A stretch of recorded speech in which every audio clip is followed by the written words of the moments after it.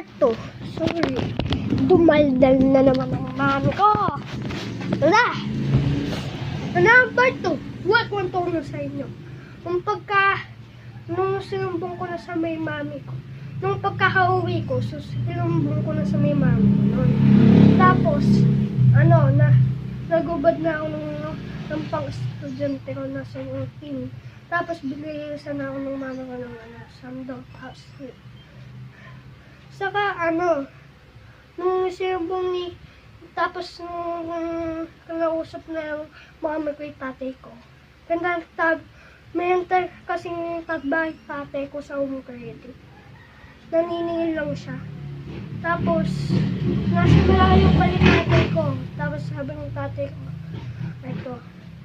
Doon na yung sa may kuya mo, sabi ng tatay ko, sa may kuya yung ng mami ko. Tapos, yung pagkakarating ng Tito Barlock ko, pumunta na kami sa tulay. Yung isang bata naman yung mayroong hawak na pellet gun. Pero nandun pa sila sa may tulay.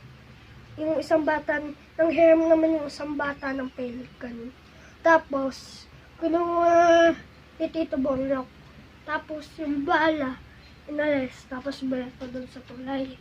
Tapos, yung bala naman, ayun yung nataya. Tapos balik pa din dun sa may ilaw.